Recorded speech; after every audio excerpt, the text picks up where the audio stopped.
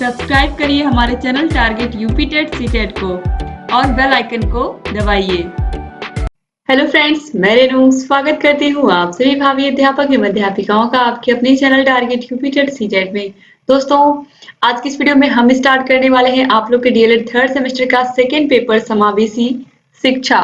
समावेशी शिक्षा का ऑलरेडी मैंने सिलेबस बता दिया है आप लोगों को। दोस्तों, आज यहाँ से हम पूरा आप लोग का विषय स्टार्ट कर रहे हैं, यानी कि आज से आप लोग के समावेशी शिक्षा की भी वीडियोस आपको रेगुलर मिलेंगी। दोस्तों, चलिए स्टार्ट करते हैं। हम सबसे पहले हम आज जानेंगे कि समावेशी शिक्षा किसे कहते हैं, समावेशी शिक्षा का अर्थ क्या होता है और समावेशी शिक्षा का महत्व क्या है, समावेशी शिक्षा का उद्देश्य क्या है। इन सभी के विषय में हम डिटेल से पढ़ेंगे। दोस्तों, सबसे पहले आप लोगों को पता है कि आप लोग जो डीएलएड की ट्रेनिंग ले रहे हो, वो ट्रेनिंग किस लिए ले रहे हो? आप ट्रेनिंग ले रहे हो प्राइमरी का टीचर बनने के लिए, यानी कि प्राइमरी का मास्टर बनना है आपको।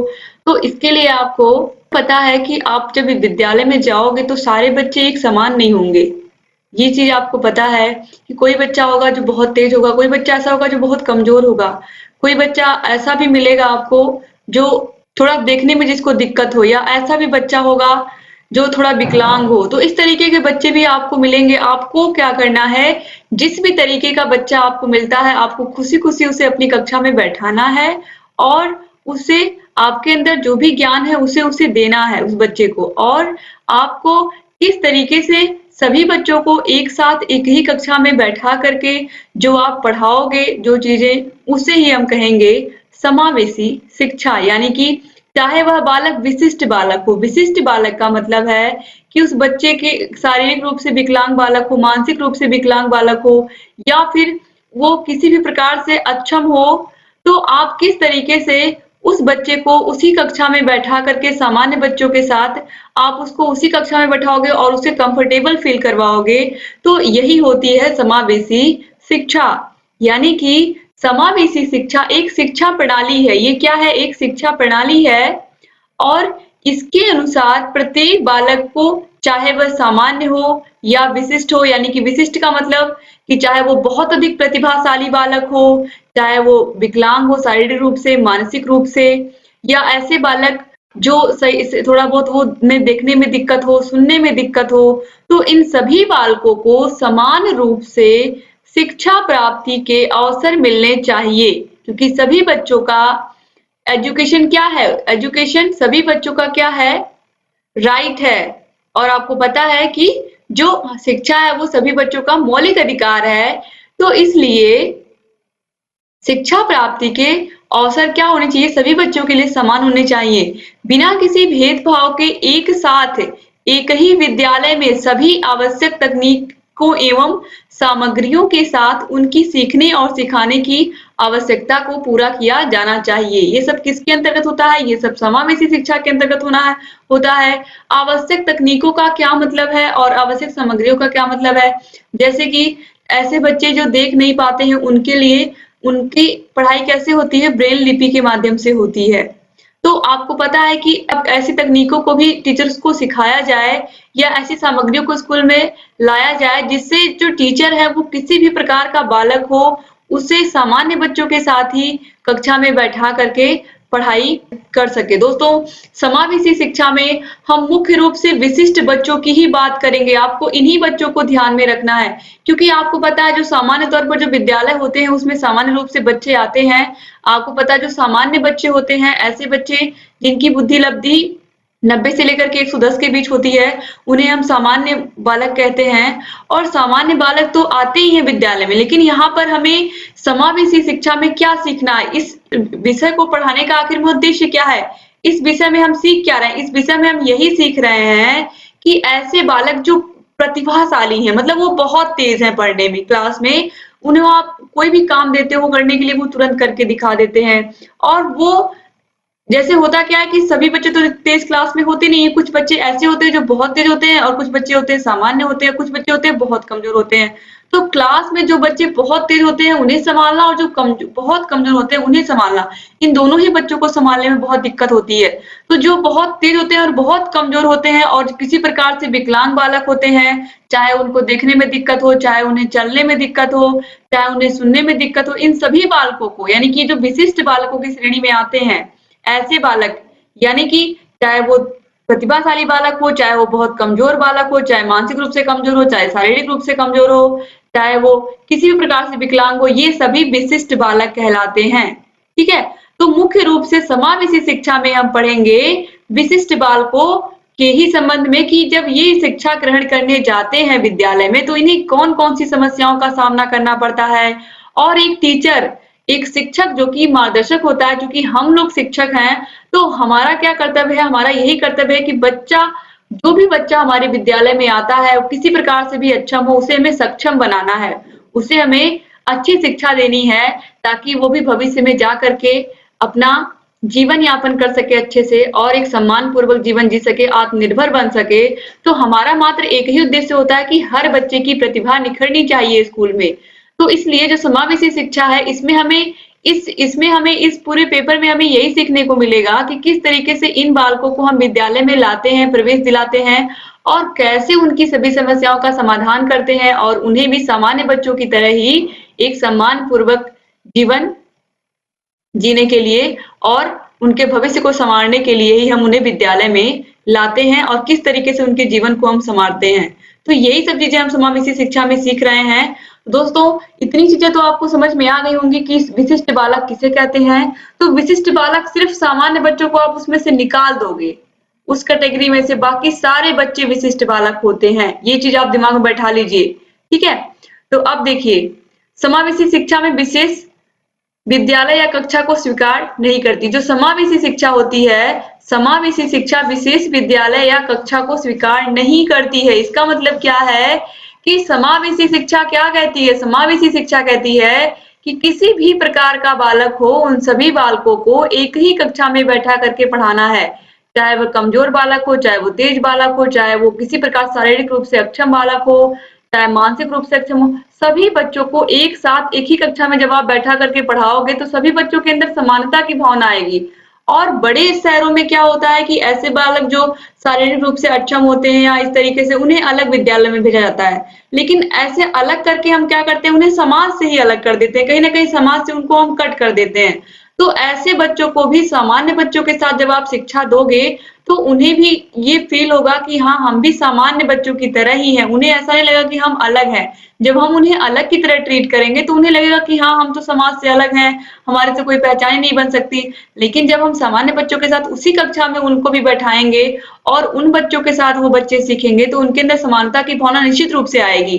तो समावेशी शिक्षा जो है ये बिल्कुल भी अलग कक्षा को स्वीकार नहीं करती है, या फिर ये कहिए कि अलग विद्यालय या विशेष विद्यालय को स्वीकार नहीं करती है। समावेशी शिक्षा सभी बच्चों को समान रूप से शिक्षा मिले, वो किसी भी तरीके से अक्षम हो, उन्हें सक्षम बनाया जाए, एक ही कक्षा में सभी बच्चों के साथ में बैठा करके पढ़ाई की जाए। तो चाहे वह प्रतिभाशाली बालक हो यानी कि बहुत तेज बच्चा हो, चाहे वो सामान्य बालक हो और चाहे वह विशिष्ट बालक, या फिर ये कहें कि चाहे वो शारीरिक रूप से विकलांग हो, मानसिक रूप से विकलांग हो या वो किसी भी जाति धर्म का हो, सभी बच्चों को हमें समान रूप से एक ही कक्षा में बैठा करके शिक्षा देनी है। यही होती है समावेशी शिक्षा। तो दोस्तों, उम्मीद करती हूँ कि ये आपको अच्छे से समझ में आ गया होगा कि समावेशी शिक्षा हम किसे कहते हैं।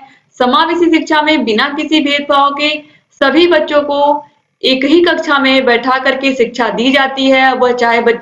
चाहे वह बच्चे किसी भी धर्म के हों, चाहे भी किसी भी जाति के हों, चाहे वो विकलांग हों, चाहे वो किसी भी रूप से, चाहे शारीरिक रूप से अक्षम हो, चाहे मानसिक रूप से अक्षम हो, वो सभी बालक जब एक ही साथ एक ही कक्षा में बैठ करके पढ़ेंगे तो वह क्या होगा, समावेशी शिक्षा होगा। अब देखिए, इस प्रकार के जो बालक होते हैं, समावेशी शिक्षा को मुख्यतः 3 भागों में रखा गया है। मूल रूप से फिजिकल डिसेबिलिटी में ऐसे बच्चे आते हैं जो शारीरिक रूप से विकलांग होते हैं, उन्हें देखने में समस्या होती है, सुनने में समस्या होती है, या मानसिक रूप से थोड़ा विकलांग होते हैं, फिर ये कहिए कि मानसिक रूप से कमजोर होते हैं। तो ऐसे बच्चे होते हैं, ठीक है, समावेशी शिक्षा में।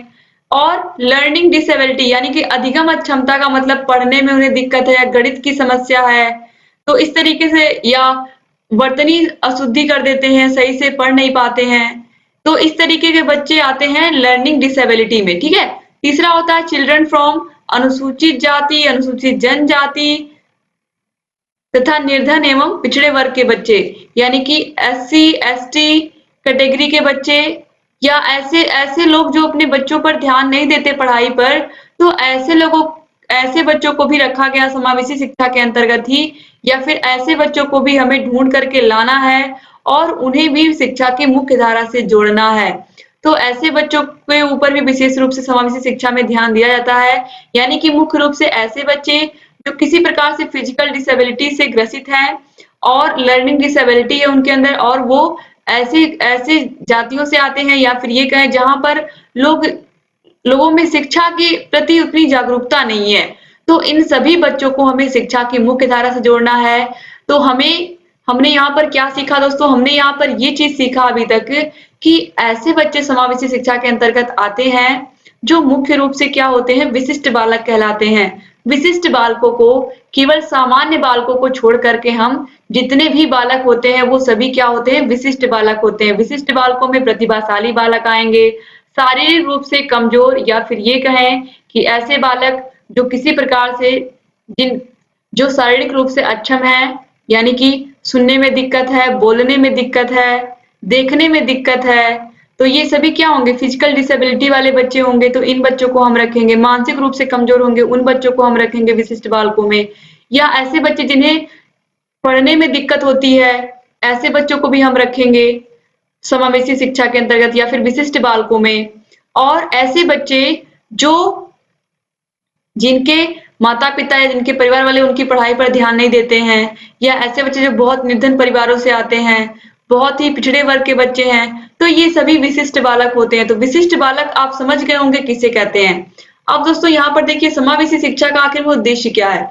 तो समावेशी शिक्षा का उद्देश्य किसी भी बालक को, चाहे वह शारीरिक रूप से विकलांग हो, मानसिक रूप से कमजोर हो, चाहे किसी भी जाति का हो, उसे विद्यालय में दाखिले से वंचित ना रखा जाए। यानी कि कोई भी बालक किसी भी जाति का हो, किसी भी वर्ग से आता हो और वह किसी प्रकार से शारीरिक रूप से विकलांग हो, लेकिन उसे स्कूल में दाखिले से रोका ना जाए या वंचित ना किया जाए। यानी कि प्रत्येक बच्चे का शिक्षा का जो मौलिक अधिकार है उसे वो दिया जाए।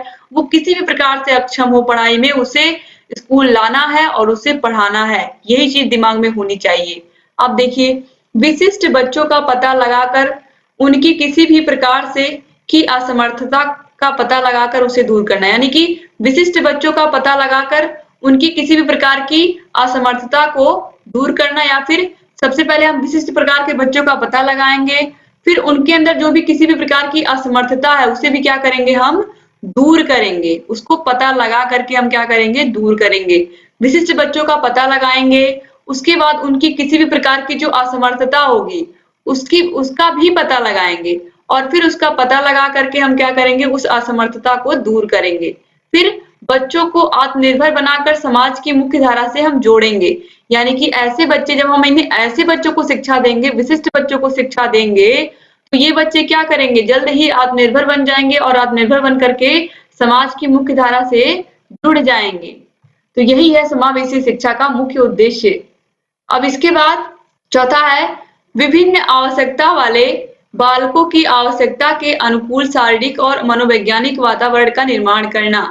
यानी कि बालक जिस भी तरीके से, अगर उसे बोलने में दिक्कत है तो किस तरीके से टीचर उसकी दिक्कत को दूर करेंगे, कैसे उसकी समस्या को दूर करेंगे। अगर उसे सुनने में दिक्कत है, उसे देखने में दिक्कत है, तो टीचर को इस तरीके से प्रशिक्षण दिया जाए कि बच्चा किसी भी प्रकार की अक्षमता से ग्रसित हो, टीचर उसको सिखाने में कामयाब हो, टीचर जो भी ज्ञान वो देना चाहते हैं उसे वो दे पाए और बच्चा उसे समझ पाए। तो इस तरीके का अनुकूल वातावरण भी बच्चे के लिए बनाना, हर बच्चे के लिए, विभिन्न आवश्यकता वाले बच्चों के लिए विभिन्न प्रकार के अनुकूल वातावरण बनाना, ताकि बच्चा उस वातावरण में पढ़ करके कुछ बन सके और अपना जो जीवन है वो अच्छे से बिता सके। फिर है प्रारंभ से ही समर्थी और असमर्थी बालक को समाज में एक साथ मिलजुल कर रहने के लिए प्रेरित करना। यानी कि प्रारंभ से ही समर्थी और असमर्थी, इसका मतलब क्या है, ऐसे बालक जो सब कुछ करने में समर्थ हैं, जो सभी प्रकार से बिल्कुल सामान्य बालक हैं, यानी कि ऐसे बालक जो हर काम को करने में समर्थ हैं, और ऐसे बालक जो हर कार्य को करने में असमर्थ हैं, यानी कि यहाँ पर बात हो रही है सामान्य बच्चों की, और ऐसे बच्चों की जो असमर्थ हैं, यानी कि ऐसे बच्चे जो शारीरिक रूप से किसी प्रकार से विकलांग हैं। ऐसे बालकों को जब आप एक साथ मिलजुल करके क्लास में शिक्षा देते हैं, सभी बच्चों को मिलजुल करके रहने की शिक्षा देते हैं, तो वो एक दूसरे के साथ खुद ही मिलजुल कर रहते हैं और वो एक साथ रहने के लिए प्रेरित भी होते हैं और मैत्रीपूर्ण व्यवहार भी करते हैं। तो इस तरीके से वो एक दूसरे के काम में सहयोग भी करते हैं और सामाजिक एकता भी बनाए रखने में अपना योगदान देते हैं। तो यहाँ पर कहा जा रहा है कि जब हम शुरू से ही सभी प्रकार के बच्चों को एक ही क्लास में बैठा करके पढ़ाएंगे तो उनके अंदर मित्रता की भावना आएगी, मैत्रीपूर्ण भाव से वो एक दूसरे के साथ रहेंगे, दूसरे का सहयोग करेंगे और इस तरीके से कक्षा में एकता बनी रहेगी। इसके बाद समावेशी शिक्षा का महत्व है। समावेशी शिक्षा का कितना महत्व है आपको बताने की जरूरत नहीं है। जब प्रत्येक यहाँ पर देखिए समावेशी शिक्षा प्रत्येक बच्चे की व्यक्तिगत शक्तियों का विकास करती है। हर एक बच्चे की व्यक्तिगत शक्तियों का विकास करने का मतलब है बच्चे को जिस प्रकार की भी डिसेबिलिटी है उसको इस तरीके से ज्ञान दिया जाता है कि बच्चा अपनी कमियों को जो उसके अंदर की कमियां हैं उसे वो दूर कर लेता है और टीचर इसमें उसकी मदद करते हैं। तो इस तरीके से जो समावेशी शिक्षा है प्रत्येक बच्चे का विकास करती है और प्रत्येक प्रकार तथा प्रत्येक श्रेणी के बालकों में आत्मनिर्भरता की भावना का विकास करती है। कौन? समावेशी शिक्षा। समावेशी शिक्षा जब हर एक बालक को उसके अकॉर्डिंग शिक्षा दी जाएगी यानी कि जो उसकी आवश्यकता है उसकी आवश्यकता के अनुसार उसे शिक्षा दी जाएगी तो बालक के अंदर क्या आएगा? आत्मनिर्भरता की भावना आएगी। इसके बाद देश की खुशहाली और संगठन के लिए समावेशी शिक्षा आवश्यक है। देश की खुशहाली निश्चित रूप से जब सभी प्रकार के बच्चे पढ़ाई करेंगे तो समाज भी क्या होगा? समाज जब वो व्यक्ति अच्छा करेगा तो समाज भी अच्छा होगा, समाज अच्छा होगा तो राष्ट्र अच्छा होगा, तो देश की खुशहाली निश्चित रूप से होगी। तो इस तरीके से समावेशी शिक्षा का कितना महत्व है आप देख सकते हैं। अब विद्यालय में समावेशी शिक्षा प्रदान किए जाने में अध्यापक की क्या भूमिका है? सबसे बड़ी भूमिका तो अध्यापक की है, क्योंकि पूरे विषय को क्यों पढ़ रहे हो? इसीलिए पढ़ रहे हो ना कि आप लोगों को ही जाना है, आप ही लोगों को बच्चों को सिखाना है, आप ही लोगों को बच्चों को पढ़ाना है। तो कैसे आप बच्चों को मैनेज करोगे? अलग-अलग प्रकार के बच्चे स्कूल में आते हैं, अलग-अलग जाति वर्ग से आते हैं और किस तरीके से आप उन्हें शिक्षित करोगे, कैसे आप उन्हें ज्ञान दोगे, ये काम कौन करेगा? तो सबसे बड़ी जिम्मेदारी तो अध्यापक की ही है। तो समावेशी शिक्षा में अध्यापक की भूमिका बहुत ही महत्वपूर्ण होती है। जैसे कि अगर कोई बच्चा दृष्टिबाधित यानी कि उसे देखने में दिक्कत है, तो दृष्टिबाधित बालक या ऐसे बालक जिन्हें देखने में कठिनाई होती है, उन्हें बड़े अक्षरों वाली किताबें देना, यानी कि बड़े-बड़े अक्षरों को देखने में उन्हें दिक्कत नहीं होगी। तो ऐसी किताबें देना जिसमें बड़े-बड़े अक्षर अक्षर बने हों और वे उन किताबों को आसानी से पढ़ पाएँ और अपने ज्ञान की वृद्धि कर सकें। तो इन तरीके के बालकों को आपको ये ध्यान देना। अब कोई बच्चा श्रवण बाधित है यानी कि उसे सुनने में दिक्कत है, तो ऐसे बच्चों की समस्याओं को समझना है आपको अच्छे से और बोलते समय बच्चों की ओर देखना है ताकि बच्चे एक्सप्रेशन आपका समझ पाएँ कि आप क्या कह रहे हो।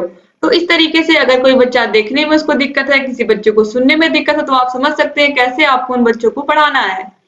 इसके बाद अधिगम में असमर्थ बालकों की व्यवहारिक रूप से तस्वीरों के माध्यम से पढ़ाना। अधिगम में असमर्थ बालकों को यानी कि ऐसे बालक जो सीखने में असमर्थ हैं या वो सही से पढ़ नहीं पाते हैं, तो उन्हें व्यवहारिक रूप से तस्वीरों के माध्यम से पढ़ाना या जिन्हें पढ़ने में दिक्कत होती है या फिर ये कहें जिन्हें थोड़ा वो समझने में दिक्कत होती है, तो उन्हें किस तरीके से हम चित्रों के माध्यम से, तस्वीरों के माध्यम से पढ़ा सकते हैं, इसके बारे में भी हमें सोचना कि किस तरीके से हम क्रिएटिविटी कर सकते हैं कि बच्चे जल्दी सीख जाएं। तो ये सभी काम कौन करता है? टीचर ही तो करता है। समावेशी शिक्षण एक जटिल कार्य है, इसलिए प्रत्येक अध्यापक को अतिरिक्त समय, प्रशिक्षण, संसाधन, समुदाय एवं अभिभावक का सहयोग मिलना चाहिए। यानी कि जब इन सभी का सहयोग होगा, समुदाय का भी, अभिभावक का भी, तभी बच्चे अच्छा कर पाएंगे। आपको भी पता है कि एक बच्चे के विकास में केवल केवल टीचर की ही भागीदारी नहीं होती, उसके माता-पिता, समाज की भी भूमिका होती है, अभिभावक बहुत महत्वपूर्ण होते हैं।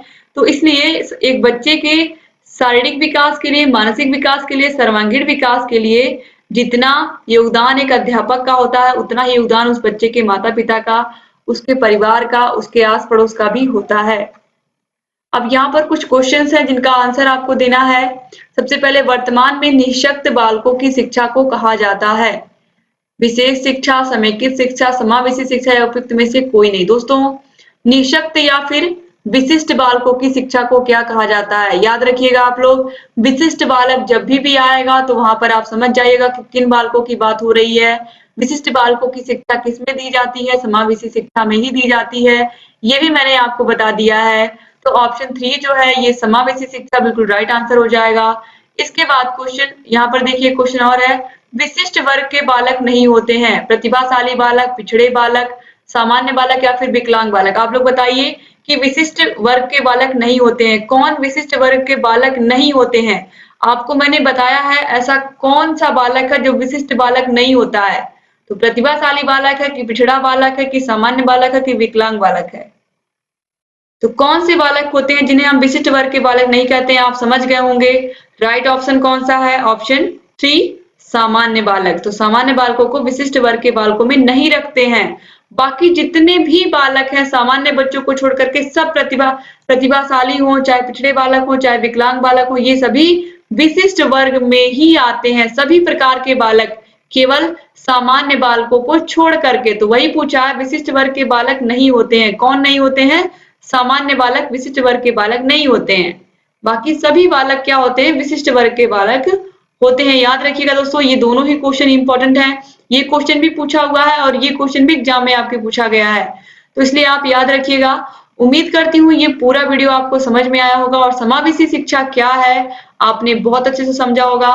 तो समावेशी शिक्षा में आपको याद रखना है कि जो समावेशी शिक्षा होती है, इसमें हम ऐसे बालकों को शिक्षित करते हैं, ऐसे बालक जो समाज की मुख्य धारा से, या फिर ये कहें ऐसे बालकों को हम शिक्षित करते हैं जो किसी प्रकार से विकलांग बालकों की श्रेणी में आते हैं, या फिर जो शारीरिक रूप से विकलांग है, मानसिक रूप से विकलांग है। ऐसे बच्चे जो बहुत अधिक प्रतिभाशाली बालक हैं, ऐसे बालक जो SC/ST कैटेगरी के हैं, या फिर ये कह सकते हैं जिनके माता पिता उनकी पढ़ाई पर बहुत ध्यान नहीं देते हैं, या पिछड़े बालक, सभी प्रकार के बालक विशिष्ट बालक कहलाते हैं। ये आप याद रखिएगा। और इन सभी की शिक्षा, जब इन सभी बालकों को हम सामान्य बच्चों के साथ एक ही कक्षा में बैठा करके शिक्षा देते हैं, तो इसे हम समावेशी शिक्षा कहते हैं। उम्मीद करती हूँ आपको ये वीडियो अच्छा लगा होगा और जितनी चीजें मैंने आपको यहाँ पर बताई वो सभी आपको समझ में आई होंगी। दोस्तों, आपका फर्स्ट पेपर, उसकी क्लास चल रही है। आपको शाम को 6 बजे हर दिन आपको आपके फर्स्ट पेपर की क्लास मिल रही है। आप शाम को 6 बजे उसे देखिए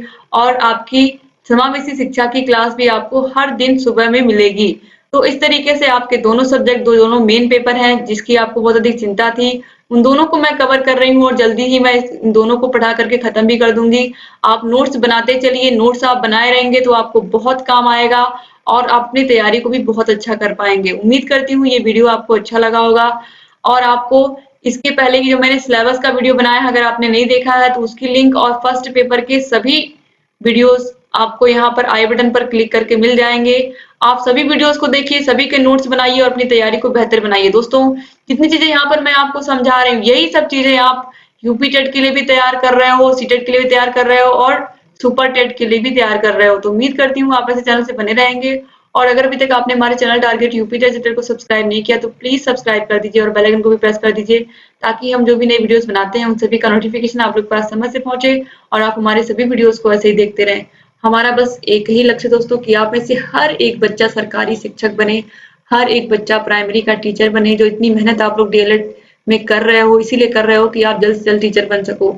तो आपको इतनी अच्छी तैयारी मैं करवा दूंगी कि एक ही बार में आपका यूपी टेट भी निकलेगा और सुपर टेट भी निकलेगा और सीटेट भी निकलेगा। और आपको आगे चल करके हम UP TET, super TET, CTET सबकी तैयारी करवाने वाले हैं, ताकि आप में से हर एक बच्चा जल्द से जल्द प्राइमरी का टीचर बन सके। तो इसीलिए दोस्तों हम इतनी मेहनत कर रहे हैं। तो आप प्लीज वीडियो को शेयर जरूर कर दिया करें अपने फ्रेंड्स के ग्रुप में, कॉलेज ग्रुप में, जहां पर भी आपको लगे इस वीडियो की जरूरत है वहां प्लीज शेयर कर दिया करें, ताकि अधिक से अधिक प्रशिक्षुओं तक ये वीडियोस पहुंचे और अधिक से अधिक हमारे DLED के भाई बहन हमसे जुड़ सकें और अपने सपने को साकार कर सकें, शिक्षक बनने के सपने को जल्द से जल्द साकार कर सकें। तो एक बार फिर से आप सभी भाई बहनों का बहुत बहुत शुक्रिया। मिलती हूँ नेक्स्ट वीडियो में, तब तक अपना ख्याल रखिएगा दोस्तों, अपने परिवार का ख्याल रखिएगा और ऐसे ही हमारे चैनल से बने रहिएगा, क्योंकि आप लोगों के लगातार वीडियोस ऐसे ही हम लोग लाते रहेंगे और आप लोग की तैयारी को बेहतर बनवाते रहेंगे। एक बार फिर से आप सभी भाई बहनों का बहुत बहुत शुक्रिया। मिलते हैं नेक्स्ट वीडियो में, तब तक अपना ख्याल रखिएगा, अपने परिवार का भी ख्याल रखिएगा और ऐसे चैनल से बने रहिएगा। जय हिंद।